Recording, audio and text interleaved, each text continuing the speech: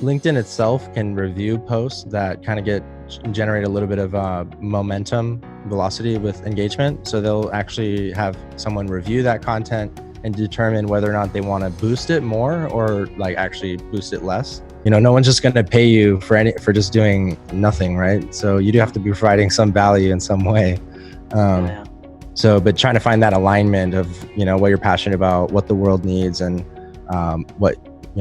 and there's like that that try vector diagram, what you're passionate about, what the world needs, and like what you can charge for. Probably be best suited having a professional camera, like maybe not a full frame, or depending on the size, maybe that's within their budget, but like having an actual studio I think would be really important, in which case a camera would be a small cost of that. So it would just make sense to have a professional studio camera at that point. And that's next on Bootstrapping Your Dreams show. So the big question is this: how are ambitious people like us, who don't have a lot of resources, did not go to Ivy League colleges, were not born into wealth, how do we become resourceful enough, use our creativity, our dedication, and a little bit of crazy to bootstrap our way to realizing our dreams? Whether it is launching a new company, launching a new app, or making it to the top of the corporate ladder. That is the question. And this podcast will give you the answers. Hey listeners and viewers, we have created a tremendous community of bootstrappers, entrepreneurs, and professionals who are ambitious, resourceful, and want to get things done. We brainstorm, support, and help each other out. Come join us. Navigate to bootstrapping.group. That is bootstrapping.group. If you like this video, do not forget to hit that like button now. Or if you want us to improve our content, go ahead and hit the thumbs down button and give us your feedback in the comment section below. Here at Tetranoodle, we are passionate about entrepreneurship, technology, and innovation. Every week, we bring you insightful and engaging interviews, tips, tricks, and strategies to help you grow your business or rise in your corporate profession. So if you're new here, please consider subscribing. And do not forget to hit that bell icon so that you are notified when we publish new content. Hello and welcome to this new episode of Bootstrapping Your Dreams show. I'm your host Manuj Aggarwal, and today we'll be talking with Zack Scriven. Zack is a video marketing entrepreneur and a thought leader. He's the founder and lead content creator of Zack Scriven Media, a company dedicated to creating engaging videos for education, motivation, and brand building. In addition to that, Zack is an industrial automation engineer. Welcome, Zack.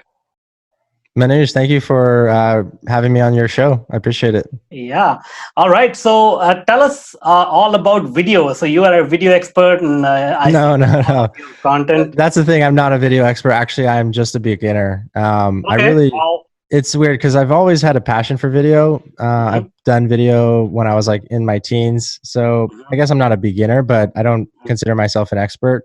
Really, there was a turning point about a year and a half ago, where I started pursuing video full time.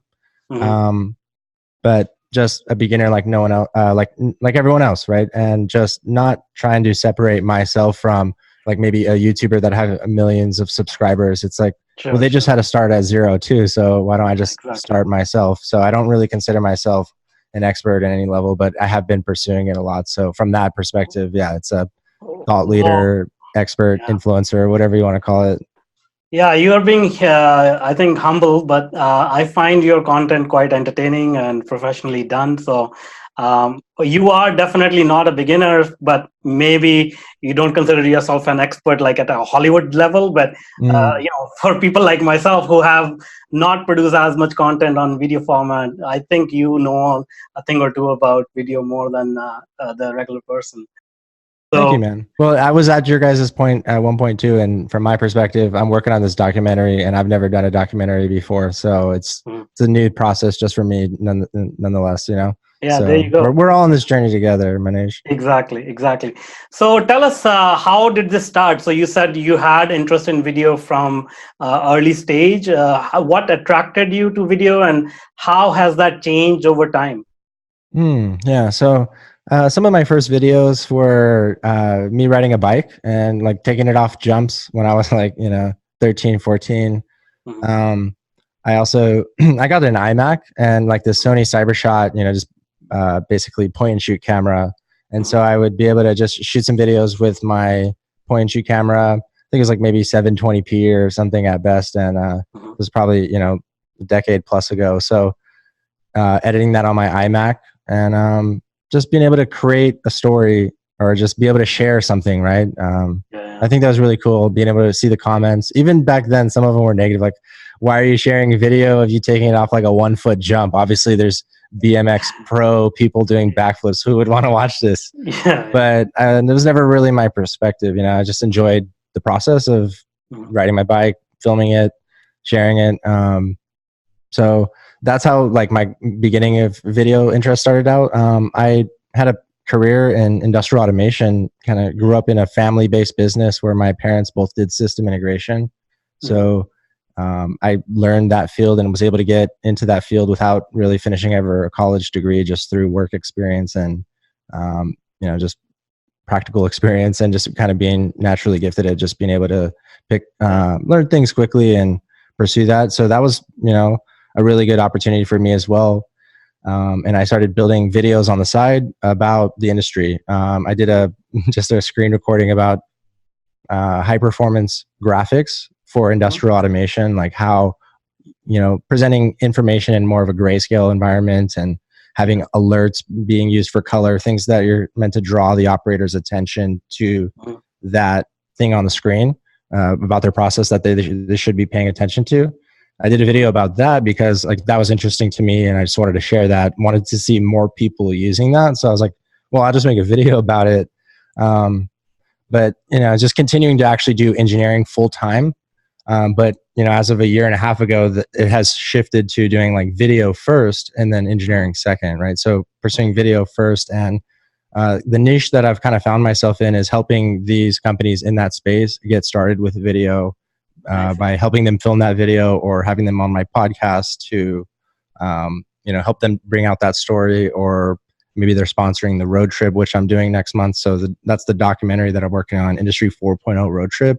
It's a completely crowdsourced idea that I was able to bring to life through video and working with brands in this industrial automation space through my work on LinkedIn and my expertise apparently in video.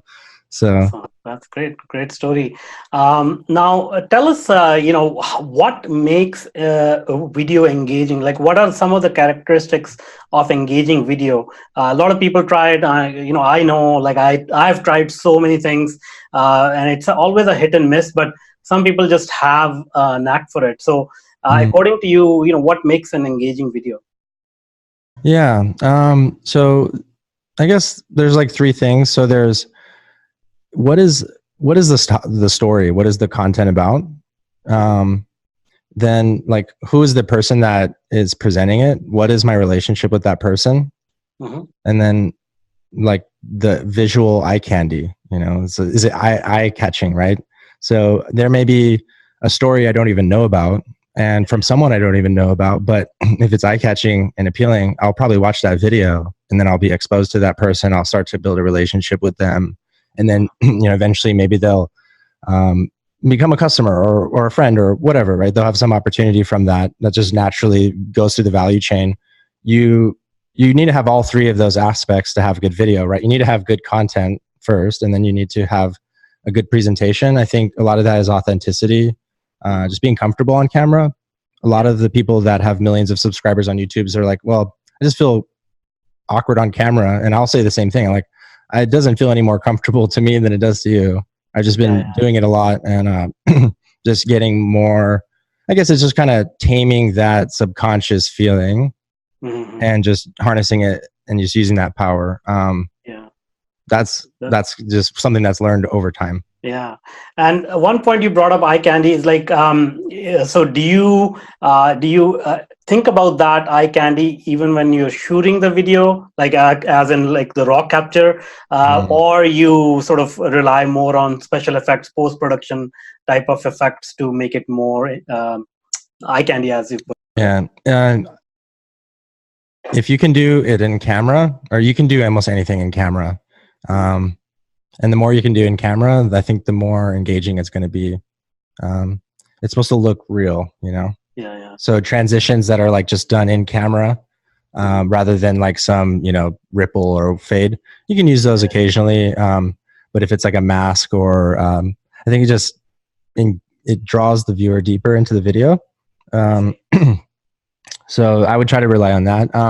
But as far as my own personal workflow, I used to edit all my videos myself. So I basically quit my engineering job and then just started doing this full time. Got a few clients that actually help, pay me to do video for them and collab, and also building my own brand. But I was doing video full time, editing my own videos, and eventually I hired an editor, and that's kind of where it's taken it to the next level. I wouldn't really be able to do the documentary if I didn't hire the editor, because now I'm able to be able to plan the content more and coordinate with sponsors and do interviews like this, or podcasts. And he's focusing on editing. He's also a great storyteller. So he actually watches my video. We feel like friends, even though he's from the Philippines. So he's helping me build out the brand of Zack Scriven Media a little bit more. And that's why I'm able to tackle this big project, like the documentary, right? It's going to be growing us both, so. Awesome. That's great. And now a few people who are in this space, they claim to make viral videos. So do you think that's a realistic claim, that they can make viral videos, or is it just basically an organic thing, whether, can you predict a video will go viral or not? So on LinkedIn, it's a little bit different than like if we were to look at YouTube or Facebook, as far as what mechanics get a video to go viral. So like on LinkedIn, probably up until recently, you used to probably just be able to gain a big enough pod and conspire to game the algorithm enough to make a video go viral. They're starting to kind of combat that, because that's just a waste of everyone's time to do that type of behavior. I think that's why the engaging in the feed is the best behavior, because you're naturally filtering content that is not as relevant to you. And so you're naturally surfacing the best content just through your own actual engagement, authentic engagement, which is about 3% if you think about it. So even if I have, hundreds of friends on LinkedIn that all create content, I'll scroll past 97 of them before I comment on 3. I see. Maybe you might do more or less. But that's the point, right? It just naturally surfaces the best content, and so we can get the best information served to us at the quickest time. Yeah. Good point. So that's the whole concept behind the algorithm. But where were we going with this? No, just talking about virality of video. Yeah. So on LinkedIn, there's also this concept which I discovered by accident, where LinkedIn itself can review posts that kind of generate a little bit of momentum, velocity with engagement. So they'll actually have someone review that content and determine whether or not they want to boost it more or actually boost it less.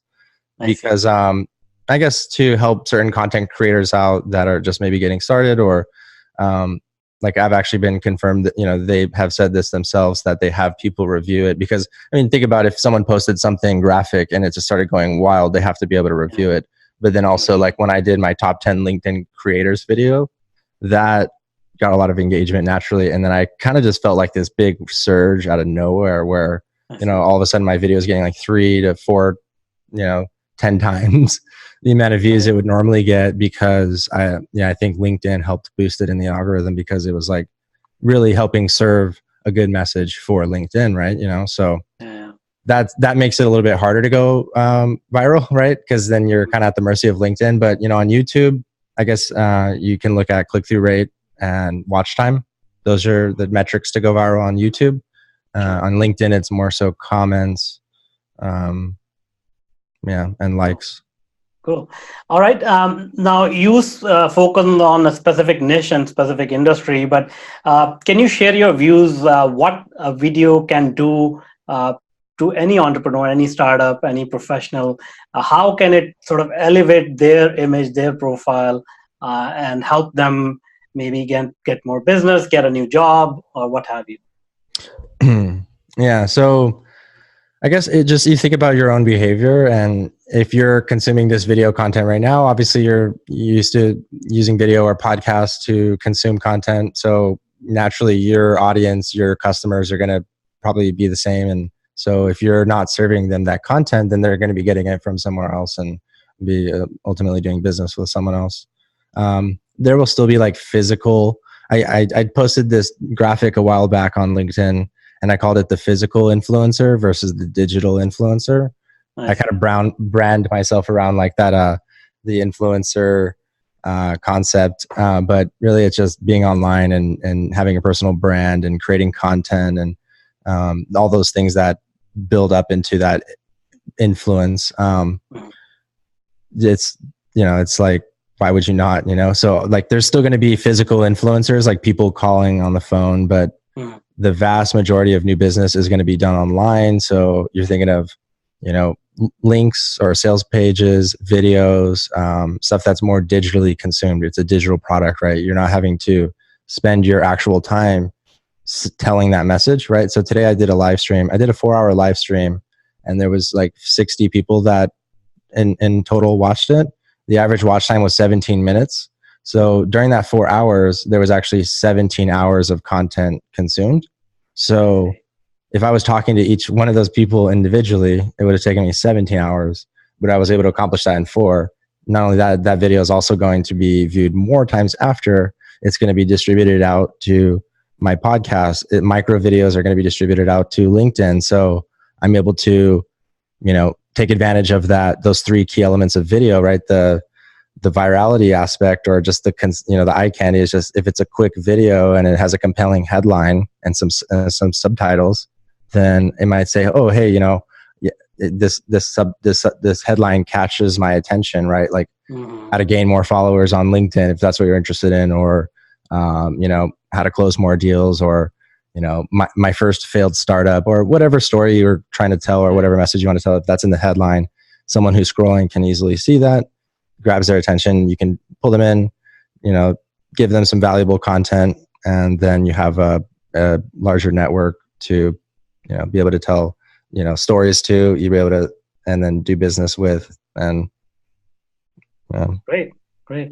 Now, you brought up an important point about posting the video, getting more followers, and so on and so forth. So that means it's sort of like a chicken and egg situation. You create the content, and then you need to have some followers who are actually going to view it, and which sort of leads to more followers and so on. So how does this work? Like, should you focus on getting more followers first, or should you focus on creating content, or which one you should handle first? Yeah, this problem will never be solved, but so you want to do, so here's really what it boils down to. You want to do content that you're passionate about, that it's authentic to you. So then that way you can stick through the famine, which in theory, the famine could be indefinite. You could be trying this your whole life and just never actually gain any traction.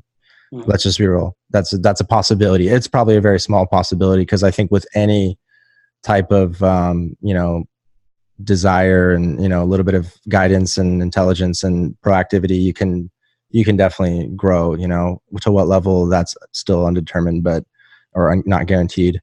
But, so if you're doing something that you're just intrinsically passionate about, then you'll stick through that famine, and then naturally you'll eventually grow.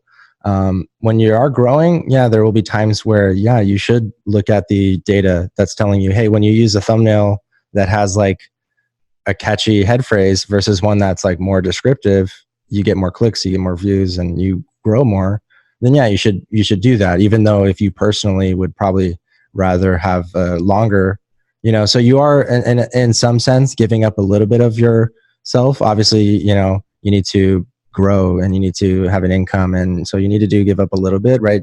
No one's just going to pay you for just doing nothing, right? So you do have to be providing some value in some way. So, but trying to find that alignment of, what you're passionate about, what the world needs, and what, and there's like that, that try vector diagram, what you're passionate about, what the world needs, and like what you can charge for. So if you can find that sweet spot, yeah, you're good. That's great. And let's talk about the technical sort of execution of this. So a lot of people say you can just use your phone; looks more natural. A lot of other people say get a professional DSLR camera and sound and all that. Where do you lie in this spectrum? Like, Yeah. So I'm definitely not a good example, but because video has kind of been like my full-time passion, and I'd say most people are probably not going to be maybe full-time video influencers or full-time videographers or doing documentaries. So it may not make sense for them to have a very expensive camera. If they're like, let's say they're passionate about car sales and they want to build a personal brand around, selling cars, and they're passionate about cars or whatever, then they're just probably going to be fine with a smartphone, because they're not worried about the technology, like the gear, right? They're not wanting to drop a lot of investment into that. They're wanting to get the quickest return. And I'll tell you, like the key to my videos is not, did I ever mention quality in those three? No, it was like eye candy, which you can create with a phone. It was the story of, what you're talking about, the content and the person that's delivering it. So you can feel connected to a person just as well on an iPhone sensor or FaceTime than, a cinema camera, right?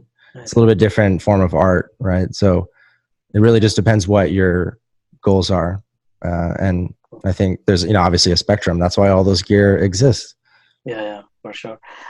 So what you're saying is generally it's okay to start with the phone, and maybe as you grow your skill set and you get more passionate about it, maybe go towards more professional equipment. Yeah, and I think a business would probably be best suited having a professional camera, like maybe not a full frame, or depending on the size, maybe that's within their budget, but like having an actual studio, I think would be really important, in which case a camera would be a small cost of that. So it would just make sense to have a, professional studio camera at that point. So yeah, I think that would be more of like, it'd definitely be more of a commitment at that point. And there's no reason to do that if you can't do, a few months of videos on your phone. Yeah. Okay, that's great. Now, you being in this space for a while, what are some of the key mistakes that you see people make over and over again? Like, there may be some common things that you point out. You say, okay, not again. This person is doing the same thing again. So, what are anything that you notice like that? There's one that I like to call the blue star content creators, where they burn hot and they die quick. And so basically just coming right onto the scene and maybe doing daily videos like from day one, or like there's always edge cases, right? There's people that do that, and if that's what's going to work for you, then by all means do it. Don't listen to me. But I've seen more fail than that not have failed. So, and then they were like, didn't post videos for like 3 months. So it's like, well, those 10 videos that you posted in the first 12 days, it's like, well, maybe you should have just posted one video every week for 10 weeks, and then you'd maybe still be posting videos. So that's, I'm saying like, so just take that into consideration. Like, don't try to bite off more than you can chew. Or just try to be too ambitious. Like, but Cody Warner, who is on YouTube, he did daily videos for like 365 days straight last year. And so for him, that's what worked, So I think, do what works best for you. But that's one thing that I've seen people doing wrong. And then, the other thing is like, I've seen some people like kind of go up and, well, no, maybe I'm also guilty of this too, because I'll also post a video from this camera or just from my phone. But I was going to say, sometimes I'll see some people like, they'll develop a certain level of consistency. Like, be it like, let's say they're using captions and thumbnails. And then maybe they stop doing that, or maybe they stop using subtitles. So that, I guess, I've done that in cases where I'm just trying to get a quick message out without having to take the turnaround time to actually do the captions, which, takes a few hours or up to 24 hours. Like if you use a service like, Splashio, which I am a brand ambassador for. So like I said, I am breaking my own rule, but that's just something to consider. I see. Yeah, it's really hard to do a lot of content because, like, when you're first starting out, you're doing something else also to probably pay the bills. So you still have to Yeah, focus on that. You can't just dive 100% into it and then just forget your day job, or yeah, for or sure. forget your family. That's another one that you should Yeah, be wary of. That's another yeah, thing. I mean, social media, it's very addictive, so yeah, that's another exactly. thing to consider as well. Okay, let me come back to that. Now, you mentioned this service. What was that? Splash.io Oh yeah, so Splashio, okay, and basically think of it as a service, as a software. So it's okay, people that are editing your videos, or they're hand transcribing them and embedding those captions into a video, as well as putting like kind of a wrapper around it with like a headline and yeah, yeah, colors and a progress bar, doing that for you and delivering the video back to you in 24 hours, I like see. via Dropbox link. So that's really cool. And there's like a web page. You just submit your video, they send it back to you. You get a link in your email, and then you can just post it. Okay, I was doing at first, like, to add captions to my videos. I was using this method where you upload a video to YouTube.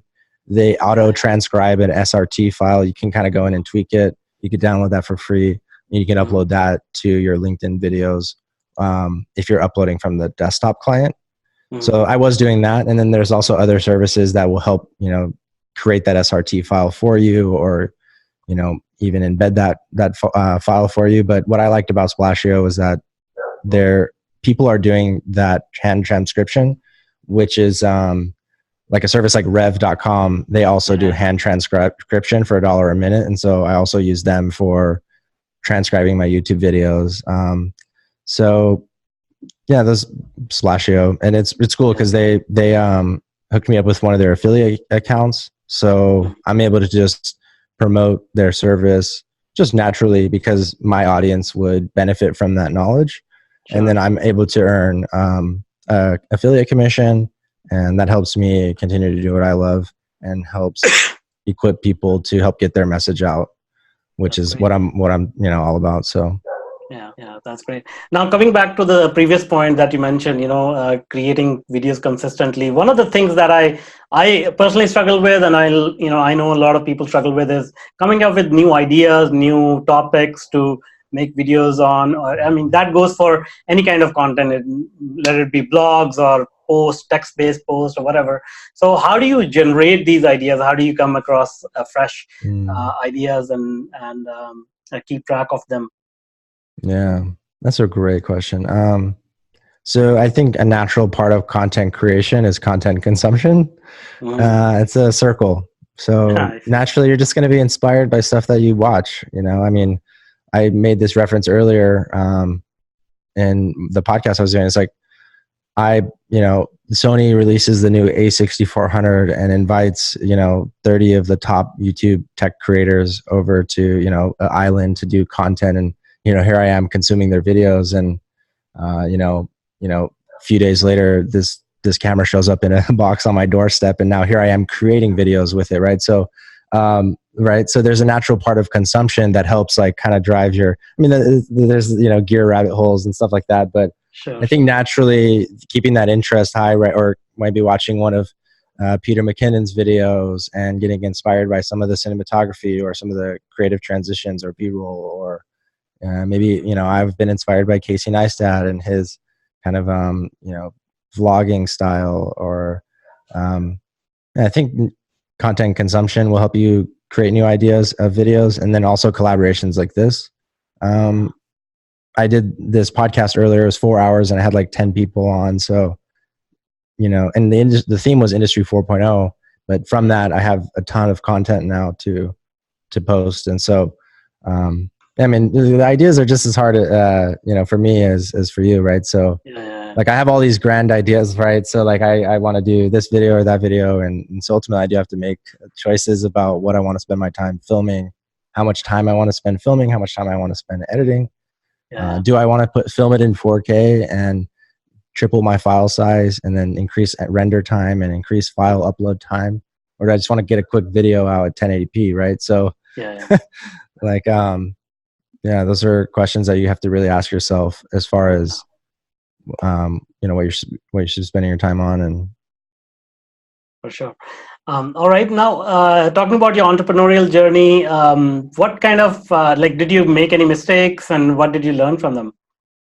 Mm. Yeah, I'd say the only real mistakes that I've ever made has been just revealing too much information, and that's kind of also my benefit as well too. That's the one thing people love about me is my authenticity, but sometimes I could take that too far. So if there's a spectrum, I kind of lean more towards the open side, and sometimes that does get me into trouble. I see. So that's one thing. Yeah, and then just more so being conscious of phone screen time and how that's impacting my own family life and my own productivity with Sure. LinkedIn. And it's easy because like watching your video get lots of views and likes and responding to comments is fun, and you could do that all day, and I have. Yeah. So it's like yeah, maybe that's not the best use of my time, but maybe it has helped me get to where I'm at, so it's hard to judge. Yeah. Well, that's those are very good points. All right, great. This has been a very interesting conversation, learning all about video. Now, before I let you go, can you tell us how people can reach out and if they want to work with you or just get your advice on video? Yeah, LinkedIn, linkedin.com/in/Zack Scriven, Zack with a K, and Scriven rhymes with driven.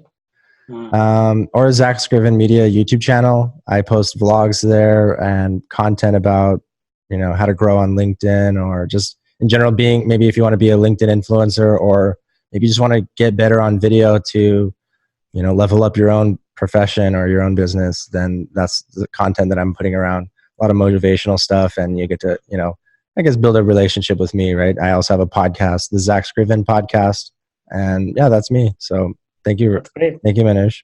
Thank you so much for being with us today and sharing all your knowledge about video creation. Thank you. And that's all for now. Until next time. And if you're an existing or an aspiring tech entrepreneur, then I invite you to check out my new online workshop, Bootstrapping Your Tech Startup Dreams. Go to bootstraptechstartup.com and sign up for free. I want to make sure that more successful and sound decisions are made every day in your tech projects. Let's start finding solutions to your problems. So go to bootstraptechstartup.com and I look forward to helping you with your tech projects. If you want more engaging videos and insightful interviews with industry's thought leaders, then check out other videos we have picked for you. The link is right there. And if you want to be notified about our new content, please do consider subscribing to our channel.